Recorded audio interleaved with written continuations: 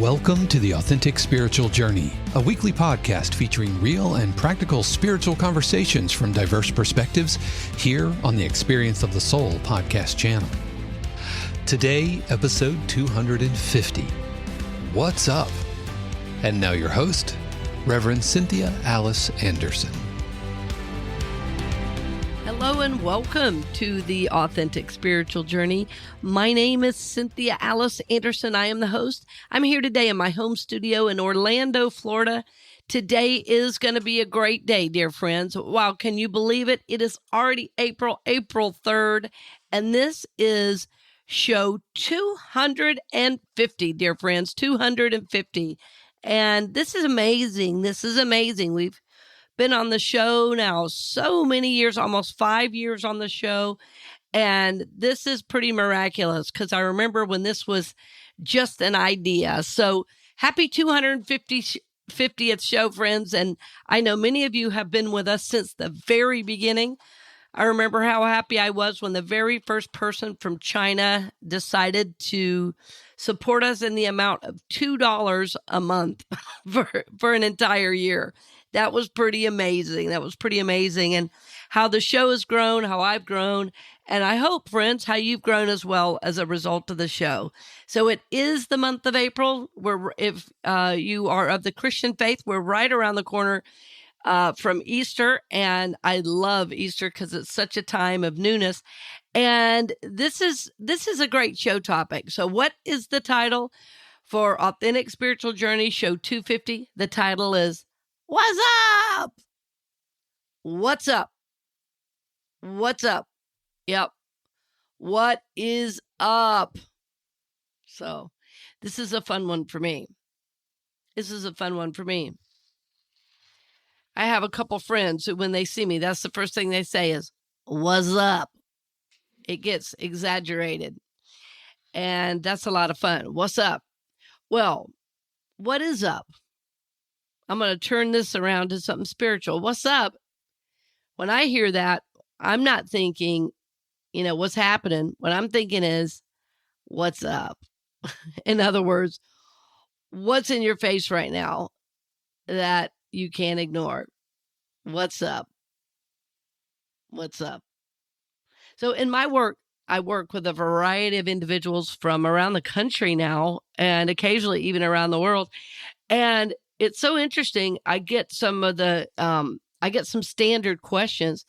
One of the questions that's most standard is, how do I know I'm receiving Spirit's guidance for me? And probably the second most asked question is, how do I know what to work on right now?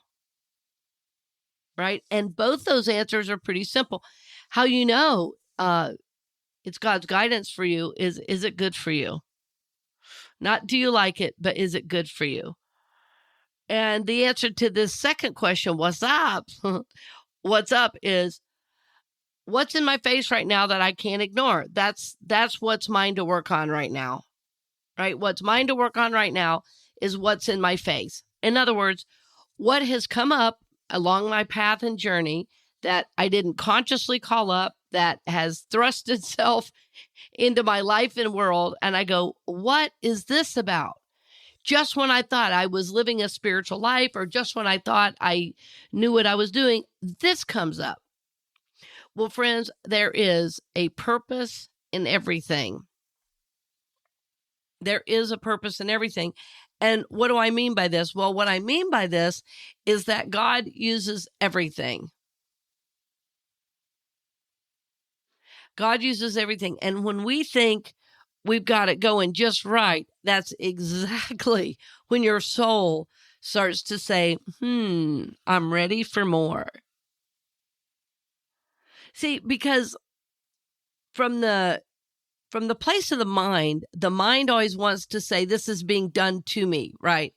That somehow I am a victim to life. But what we know is it is the very intelligence of our own soul that so often calls this up in our life and in our world. So the good news is, if you have something up for you right now that you don't like, if you have something up for you right now that's difficult or hard or, a big stretch for you to deal with, that's great news for your soul. That's great, great news for your soul. So the issue is now you've got to get your mind and your soul operating together. So you always want to be able to act in the best interest of your soul. And so let me take a breath and a sip of coffee. Think about what I've said right now. Or not. I didn't mean to sound over directive. That's what I was doing. I was thinking about what I just said. What's in your face that you can't ignore, even if in the short term it feels awful? For your soul, this is very good news. And I'm going to give you a couple of examples. So this is many years ago. It was over 20 years ago now. And I was going through a little bit of a tough time. I'd moved my whole life to Kansas City. I'd left my music career and was going to go into ministerial school. Several people thought I'd lost my ever-loving mind, which I probably had. And I was working with this spiritual teacher, and I've mentioned her on the show before, Jane Elizabeth Hart. And as I was working with her one day, I just started sobbing. And I said, why won't God give me a break? Just through the tears, I was sobbing. Why won't God give me a break? And she laughed. And I was like, oh, you mean this sob story doesn't work on you? And she laughed again. She said, honey, this is what a break from God looks like. And friends, that statement 20 years later still reverberates, still informs, and still teaches me. This is what a break from God looks like? Whoa. In other words, she didn't care about my little personality temper tantrum and sad hissy fit. What she could see was through all that personality stuff, that at the core of me, something was trying to grow and transform. How did she know that? Because everything I tried before wasn't working, and this is what was up for me. Since that time, as my work with people has developed, I've said the same phrase many, many times. Because see, the personality of us is limited. And when I say the personality, as we grew up, we all cultivated a personality to survive. And that's exactly what it is, a survival mechanism. But how you've learned to be in the world, your personality, is not the core or essence of who you are. The personality is a bit of a mask that we wear throughout as we go throughout the world. And our soul, which is what I'm always speaking of, our soul is this part that seems to remain sometimes elusive and sometimes very hidden, even though it is the driving force of all of our growth. It's what's been with us since the beginning of time and will be with us when we leave this body during this lifetime. Your soul is eternal. Your soul is eternal. But the personality doesn't like when things happen that are unplanned. The personality gets upset when the unexpected happens. And the personality goes into denial. And it literally says things like, this cannot be happening right now.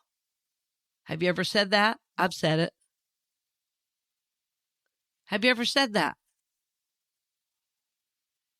Have you ever said, this can't be happening right now, when of course it was happening? Or have you said the words, I can't deal with this right now? In other words, we go into denial, we ignore, we repress, we suppress what may be happening, when in fact, the very difficult thing that is happening might be a key to joy that's right around the corner. So when you've been on the spiritual journey a while, you learn not to overreact to what life sends, because you know there's a purpose in everything. When I was first on my journey, really, really long time ago, I was in my teens, And I heard this speaker say, nothing is wasted in the kingdom of God. And boy, has that been true for me. Anything that's up for me becomes fodder for my spiritual growth. Do you know that word? That's an old word, fodder. It becomes fodder for my spiritual growth. In other words, I use it as a way to grow, mature, to prosper, to evolve spiritually. So rather than denying or ignoring, we start to ask the question, why has this shown up for me now? Consciously, we're looking at it. We are praying about it, thinking about it, having spaciousness around what's happening. Rather than being in reaction mode, we go into a type of inner reflection and ask ourselves, wow, of all the things that could be coming forward for me, why is this particular thing coming forward now at this time? How do you know what to work on right now? Whatever is up for you. And guess what? If nothing's up for you, that answer is also easy. Enjoy. Enjoy.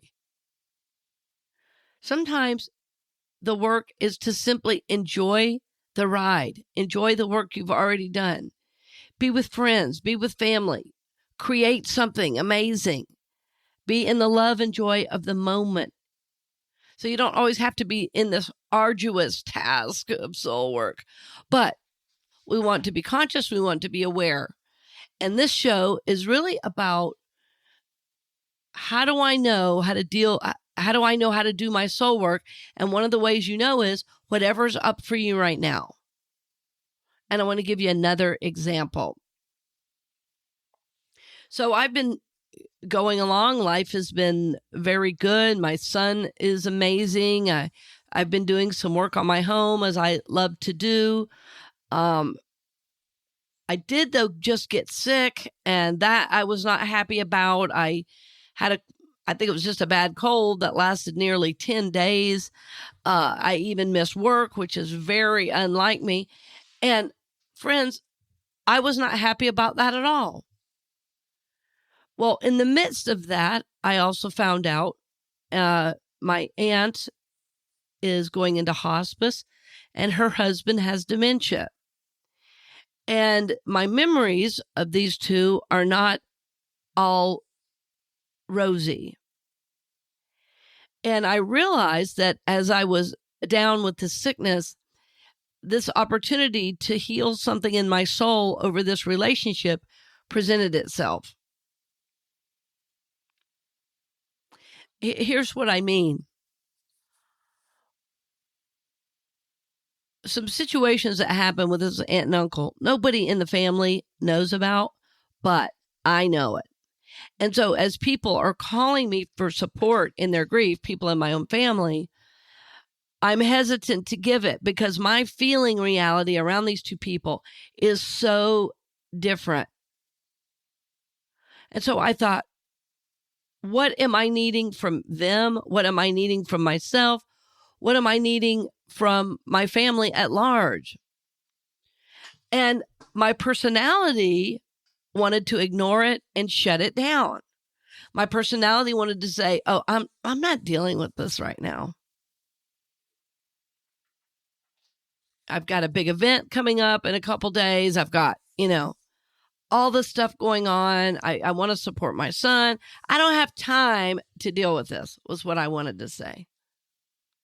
And you know what? I'm just not going to talk to anybody about it. I'm going to put all their text messages on ignore. Which, if I needed to do that, would not be a bad choice. Sometimes you do need to protect yourself from certain things if you're not ready to deal with it. But the truth is, friends, spiritually, I was being lazy. I was tired. I wasn't feeling good. And when I got that news, I just didn't know how to deal with it right off the top of mind.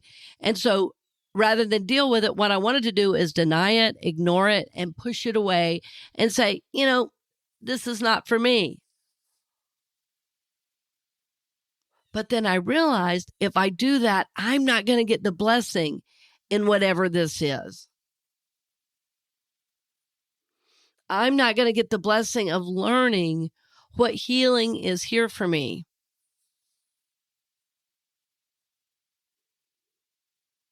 So rather than denying it or ignoring the situation, rather than pulling my love away from my family around it or their kids, I'm getting some spaciousness around it internally. And I did need to pull back for a day or two to kind of get clear about how do I want to walk through this? Because what I realized, because it was so emotive for me personally, that if I didn't get some space around it, I was going to say something sideways to my family. Do you guys know what I mean by sideways?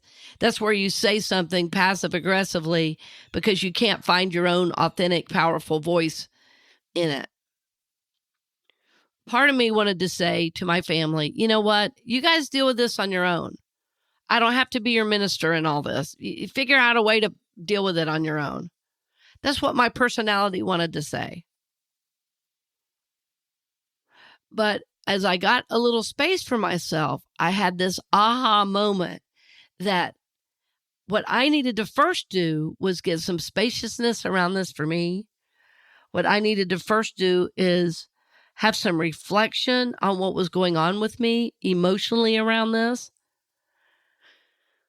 What I needed to do is to just sit with what would be the highest response at a time like this. And of course, it was certainly not what my personality wanted to do at all. It never is.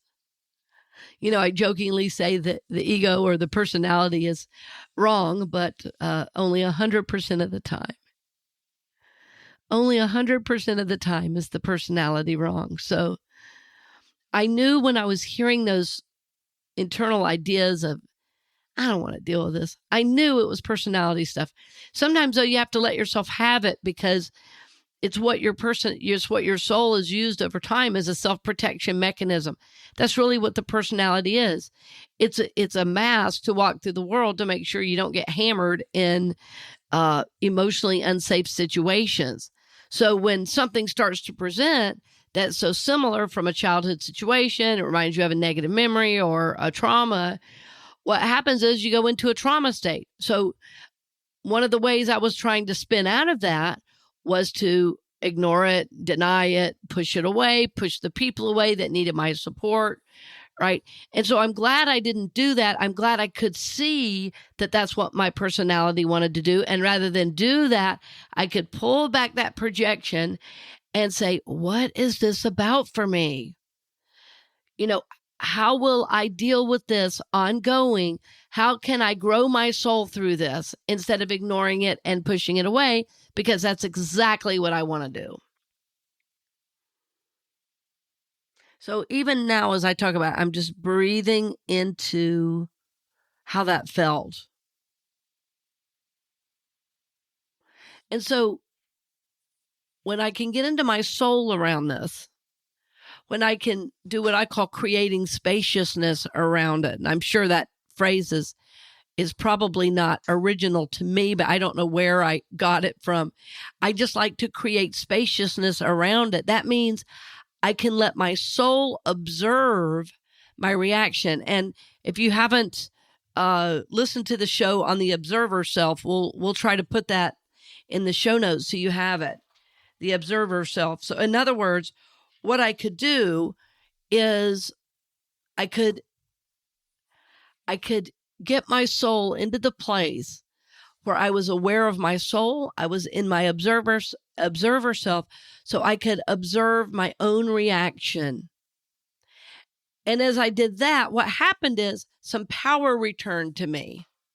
And by power, I mean spiritual power that doesn't want to ignore or deny, but spiritual power that knows it's stronger than anything that's happened to me, anything that's impacted me emotionally, that the spirit of me, the soul of me is strong and capable and courageous and can feel the feelings of what has happened, but still hold this higher energy and possibility of all that is.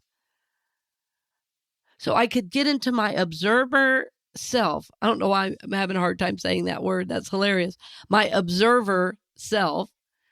I could get into that higher self so I could observe what was going on in my emotions, but also see that my soul was standing there shining, ready to inform this old reaction. This type of inner reflective work is what I term soul work. Right? So, and I know that you as a listener to a show like this are deeply invested in living a good life. You're deeply invested in making the world a better place. You're deeply invested in the work of the soul. And so when you hear me say these things, you go, oh, right. So you don't have to react to be right or protect yourself. What you can do is have spaciousness around these feelings, go into that observer self and see what is trying to come forward for you in terms of your soul's healing. So the question becomes, if you get in a situation like this, how am I going to deal with it? Am I going to go into my old reaction mode and deny and ignore and repress and suppress? Or, am I going to go into my addiction to deal with it? Or am I going to move into the soul? Am I going to become mindful of what my reactions are and how I want to deflect everything that's happening? And can I be present? Can I be conscious? Can I be safe and secure and aware right in this moment?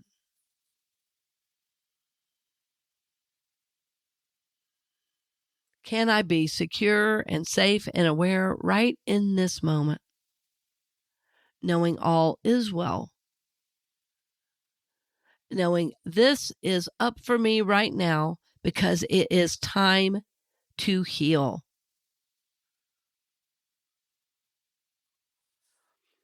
This type of inner reflection takes a lot of personal responsibility. And I've learned over the years, most people aren't willing to do it. It's easier just to blame somebody else for how you feel and move on. But we are seeking to be conscious beings. And as we are seeking to be conscious beings, we are looking for the healing amidst life's trauma drama. Right? And what we know cognitively is that everything that comes forward for us is to help us heal. Everything that comes forward for us is to help us move into a new way of being.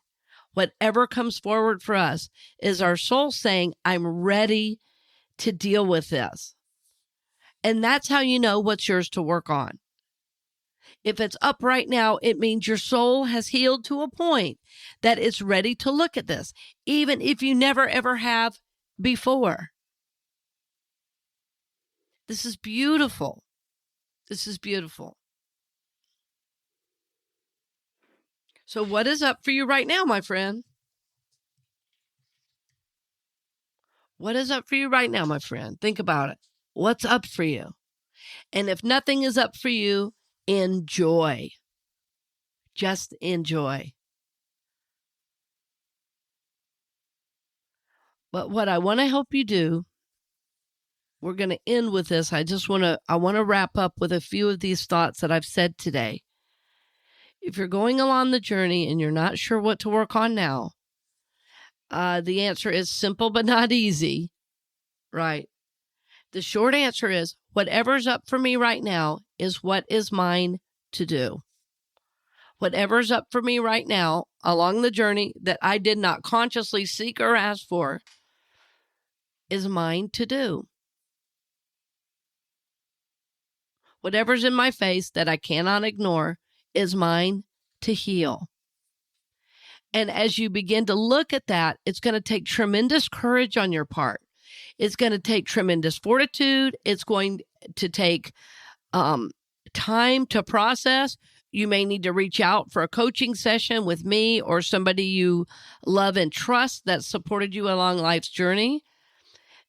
It is going to be a time of challenge, But don't forget, it is most definitely a time of soul growth for you. And friends, if I know one thing, it is that you are here to grow, to prosper, and evolve. You are here to grow as a soul, my friend. You are here to enjoy all that life has. And you can do that as you have the courage, the willingness, and the fortitude to heal.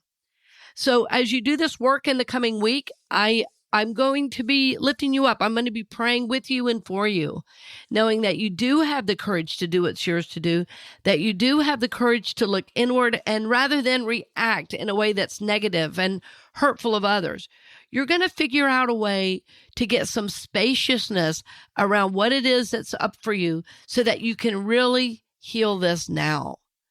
Because life is meant to be lived. Jesus said, I came that you might have life and have it more abundantly. And I firmly believe, friend, you are here to live an abundant life. You do that by doing the work of your soul, not by ignoring and denying, by doing the work of your soul. And that moves you into more joy, more love, more goodness than ever before. So I am going to be lifting you up this week, dear friends. Please send us a note. Let us know how you're doing. If I can support you better with more tools on how to work with this, please give me that feedback. I want you to be able to move forward in this with love, with confidence, with grace as you do the deeper work of your soul. And as always, dear friend, thank you so much for listening. Again, we're lifting you up for God's highest and best in your life. And I look forward to seeing you in person very soon and talking to you next week. Blessings on the journey, dear friend, and thanks again for all your support. We hope you've enjoyed this episode of The Authentic Spiritual Journey here on the Experience of the Soul podcast channel. This channel is made possible because of listeners just like you. If you would like to support the channel with your tax-deductible contribution on an ongoing basis or through a one-time gift, head over to experienceofthesoul.com/support. The Authentic Spiritual Journey is copyright 2023, Cynthia Alice Anderson, all rights reserved. Our theme music is composed by Dave Croft and used with permission from RR Hot Publishing. The Experience of the Soul podcast channel is a production of 818 Studios.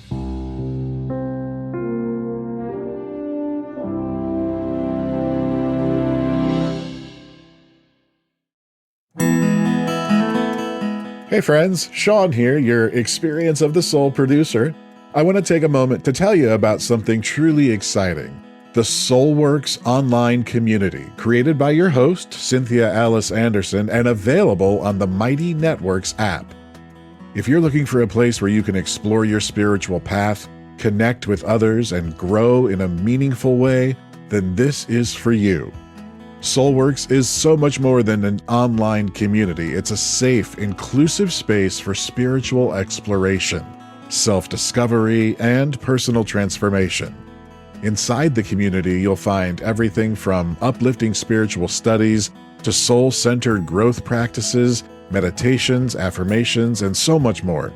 It's a space where you'll always be supported and never judged. The best part, membership is free. You'll have access to powerful resources, inspiring content, and a supportive group of like-minded people who are all on their own unique spiritual journeys. And if you're ready to dive deeper, there are premium options available to enhance your experience with a live Monday night talk series and extended, deeper meditations. If you're seeking a place to connect, grow, and nurture your soul, we would love to have you join us in the Soulworks community and see where this journey can take you. Visit my.soulworkscommunity.com today.